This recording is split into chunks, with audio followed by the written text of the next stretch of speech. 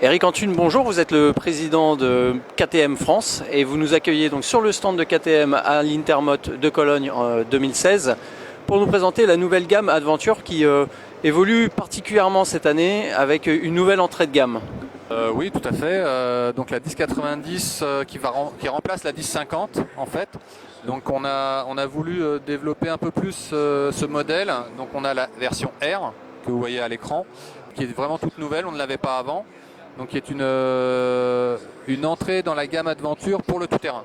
C'est-à-dire qu'elle est vraiment conçue pour ça. Elle sera livrée d'ailleurs avec les pneus adéquats.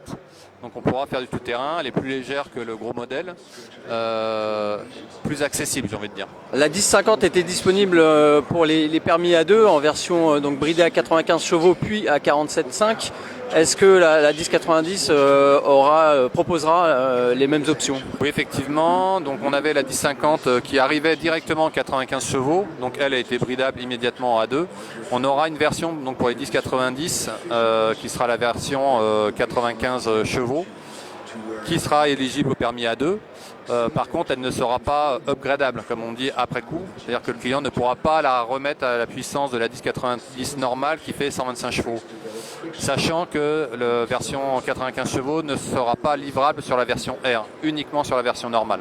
On monte donc un petit peu en gamme avec une nouvelle cylindrée, en tout cas la 1290 qui remplace désormais la 1190, c'est ça, il y a deux modèles différents.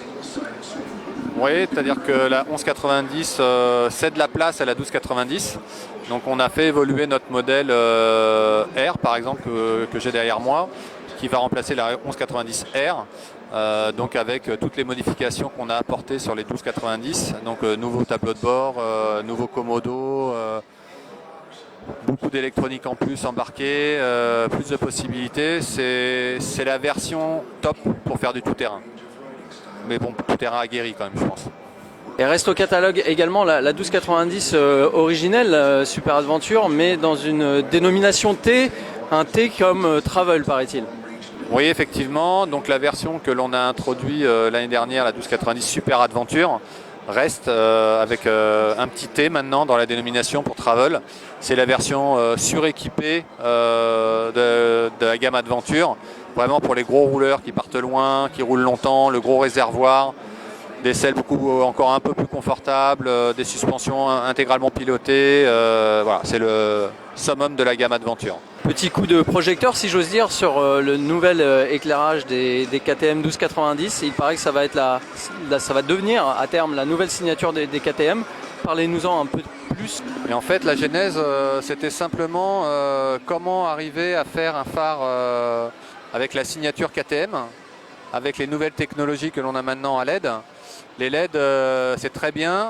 La seule problématique, c'est que ça chauffe énormément. Donc, on a regardé ce que faisait la concurrence, bon, pour ne pas les nommer nos amis de Munich, qui avaient le phare le mieux dessiné à l'heure actuelle et qui ont été précurseurs. Et globalement, on s'est dit on ne pouvait pas, nous, en tant que KTM, sortir quelque chose qui fasse 9 kg.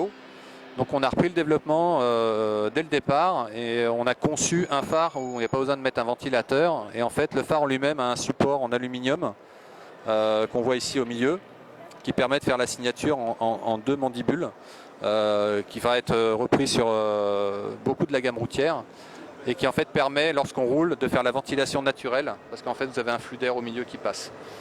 Donc, et ça on va le retrouver effectivement sur beaucoup de nos routières. Et ça a coûté en développement du temps et un peu d'argent, on va dire.